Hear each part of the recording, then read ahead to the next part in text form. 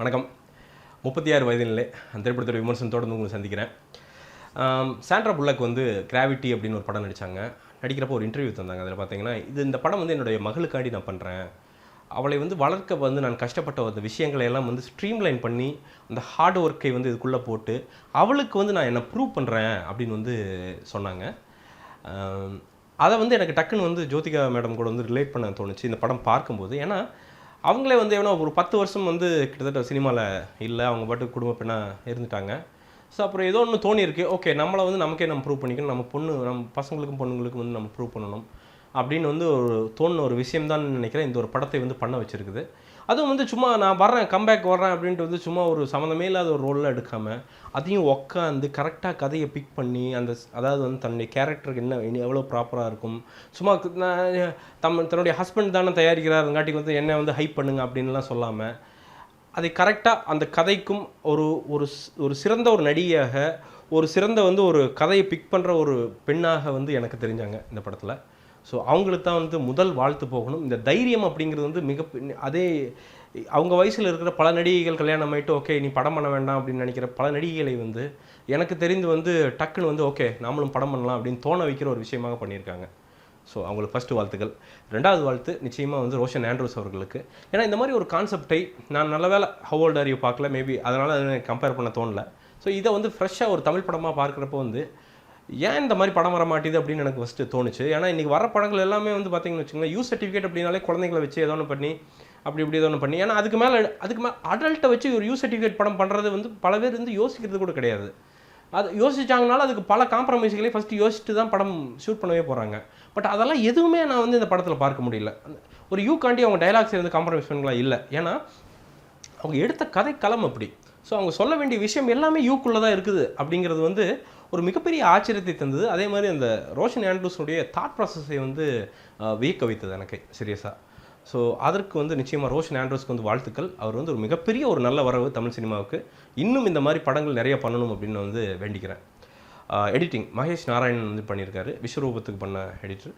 So நான் வந்து editor அப்படிங்கிற வேண்டிய வந்து முன்னாடி இருக்கிறத பின்னாடி தூக்கி போட்டு பின்னாடி இருக்கிறது முன்னாடி தூக்கி போட்டு கதை அரைசி அதெல்லாம் எதுவும் இல்லாமல் கதனுடைய ஒரு அழகான ஒரு தெளிந்த நீரோடை மாதிரி வந்து படத்தை வந்து ப்ரெசென்ட் பண்ணியிருக்கிற மகேஷ் நாராயணன் அவர்களுக்கு. ஏன்னா வந்து பார்த்திங்கன்னா இன்டர்வல் அழகாக ஒரு இன்டர்வல் வரும், டக்குன்னு முடியும், உங்களுக்கு வந்து ஒன்றுமே தெரியாது, அதுக்கப்புறம் போகும். அதாவது சும்மா நறுக்குன்னு முடிக்கணும் அப்படின்னு இல்லாமல் அதுக்குன்னு கொஞ்சம் கேப் விட்டு நம்மளுடைய ஃபீலிங்ஸுக்கும் கொஞ்சம் இடம் கொடுத்து ரொம்ப சூப்பராக முடிச்சிருப்பாங்க அந்த டைமிங் அதெல்லாம் வந்து. ஸோ அந்த சென்ஸுக்கு வந்து வாழ்த்துக்கள் மகேஷ் நாராயணன் அவர்களே. ஒரு நல்ல ஒர்க் இந்த படத்தில். ஜோதிகா என்ன சொல்கிறதுங்க, அதாவது 10 வருஷம் அப்படி இப்படிங்கிறாங்க, பட் அதெல்லாம் ஒன்றுமே தெரில, சும்மா கண்ணில் விளையாடுறாங்க. அப்படியே கண்ணில் தண்ணி நிற்கும் போதெல்லாம் நமக்கு தண்ணி கண்ணில் வந்துடுது ஆஹா அப்படின்ட்டு.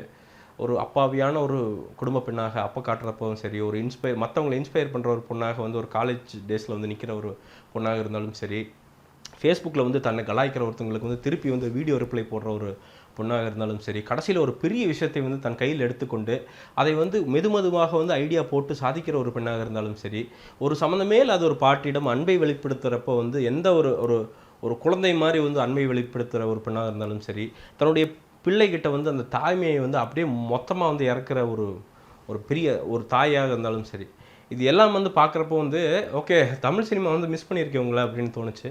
தயவுசெய்து இதோடு நிறுத்திடாதீங்க மேடம், இன்னும் வந்து நிறைய படங்கள் நடிங்க. ஏன்னா வந்து ஒரு மிகப்பெரிய அசெட் நீங்கள் தமிழ் சினிமாவுக்கு.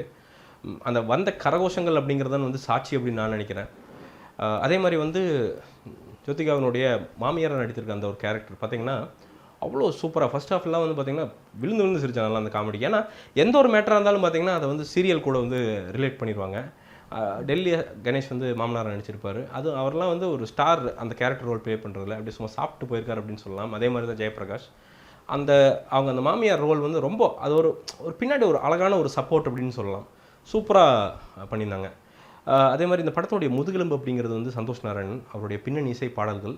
சந்தோஷ் நாராயணனுடைய இசையில் வந்து நான் சூர்யாவினுடைய அந்த சப்போர்ட்டை நான் பார்த்தேன்.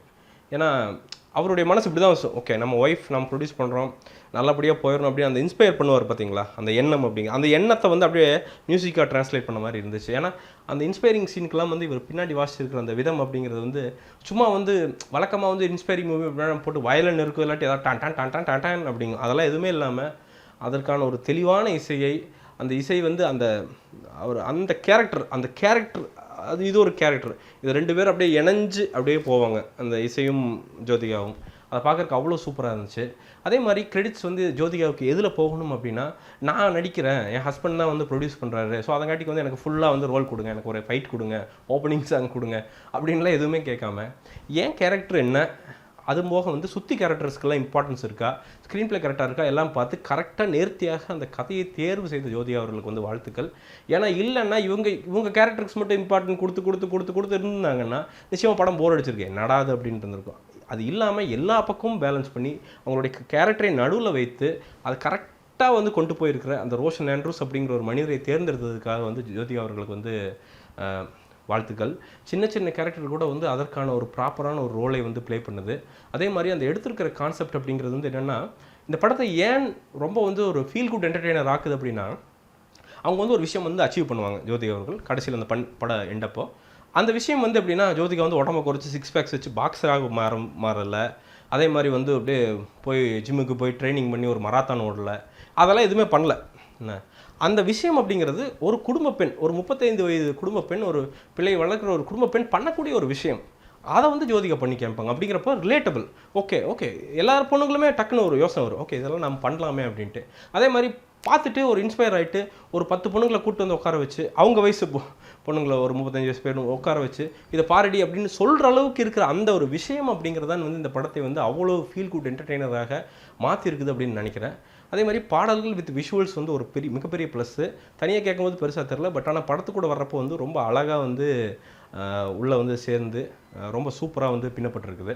ஸோ அதற்கும் வந்து வாழ்த்துக்கள். இந்த படத்தில் நான் பார்த்த நெகட்டிவ் அப்படிங்கிறது என்னென்னா, ஃபஸ்ட் ஹாஃபில் வந்து கொஞ்சம் ஒரு 15 நிமிஷம் வந்து லிப்ஸிங் கொஞ்சம் ப்ராப்பராக ஆகாத மாதிரியே தெரிஞ்சது. பட் போக போக வந்து ஒன்றும் தெரியல.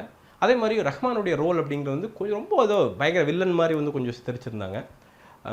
ஸோ அதை வந்து கொஞ்சம் அவாய்ட் பண்ணியிருக்கலாம். கொஞ்சம் இன்னும் வந்து எப்படின்னா, ஓகே ஆணும் வந்து சப்போர்ட் பண்ணுவான் சில இடங்களில், கடைசியில் பண்ணுறா அப்படி, பட் ஆனால் இன்னும் கொஞ்சம் வந்து டோன் டவுன் பண்ணியிருக்கலாம் அப்படின்னு நினச்சேன். மித்தபடி வந்து இந்த படத்தில் வந்து நான் மிகப்பெரிய மைனஸ் எல்லாம் வந்து எதுவுமே பார்க்க தோணலை. ஒரு குடும்ப பெண்ணாக நீங்கள் இருந்தீங்கன்னா, நீங்கள் ஒரு ஹஸ்பண்டோட போய் உட்காந்தோ, இல்லை உங்கள் பிள்ளைகளோட போய் உட்காந்தோ, இல்லை உங்கள் வயசுக்கு இருக்கிற பொண்ணுங்களோட போய் உட்காந்தோ பார்த்தீங்கன்னா, நிச்சயமாக இப்போ வர்ற குப்பைகளுக்கெல்லாம் மேடையில் வந்து இது வந்து ஒரு ஒரு தங்க கட்டி மாதிரி தெரியறதுக்கான வாய்ப்புகள் நிறையா இருக்குது அப்படிங்கிறது வந்து என்னுடைய ரொம்ப ஹானஸ்டான ஒரு ஒப்பீனியன். இதை நீங்கள் படத்தில் போய் பார்த்துட்டு வந்தீங்கன்னா நீங்கள் இதை ஒத்துக்குவீங்க அப்படிங்கிறதும் வந்து என்னுடைய மிகப்பெரிய ஒரு நம்பிக்கை. தமிழ் சினிமாவுக்கு வந்து ஒரு அருமையான வரவு இந்த படம். அருமையான டைரக்டர் இவங்க, இந்த டீம் வந்து திருப்பியும் வந்து ஒர்க் பண்ணி பல நல்ல படங்களை, இந்த மாதிரி படங்களை வந்து கொடுக்கணும். சர்டிஃபிகேட்டில் எப்படி நல்ல படம் எடுக்கிறது அப்படிங்கிற கிளாஸையும் வந்து தமிழ் சினிமாவுக்கு வந்து எடுக்கணும் அப்படிங்கிறதும் வந்து என்னுடைய வேண்டுகோள். இந்த படம் அப்படிங்கிறது வந்து நான் சென்டர் படமாக இருக்கும் அப்படின்னு நான் நினச்சேன். நான் படத்தை பார்த்ததுக்கப்புறம் என்ன ஒரு ஃபீலிங்னா, கண்டிப்பாக எல்லா இடத்துலையும் வந்து ஒரு குடும்ப பெண்கள் போய் பார்த்தாங்கன்னா நிச்சயமாக இம்ப்ரெஸ் ஆகி திரும்பியும் போகிறதுக்கான வாய்ப்புகள் நிறையா இருக்குது அப்படிங்கிறது வந்து என்னுடைய கருத்து. இந்த படத்துக்கு என்னுடைய மார்க் அப்படிங்கிறது வந்து நிச்சயமாக 5க்கு 4 தருவேன். ஒரு இவ்வளோ க்ளீனான, இவ்வளோ வந்து ஒரு தாட் ப்ரொவோக்கிங், இவ்வளோ ஒரு ஒரு பியூராக இருக்கிற ஒரு படத்தை பார்க்கறதுக்கு ரொம்ப சந்தோஷமாக ஒரு தமிழ் சினிமா வியூவராக வந்து வெளில வந்தேன் அப்படின்னு வந்து சொல்லிக்க விரும்புகிறேன். மீண்டும் ஒரு விமர்சனம், முன்னோட்டம் இல்லாட்டி வீடியோவுடன் கூடிய விரைவில் உங்களை சந்திக்கிறேன். அதுவரை நன்றி, வணக்கம்.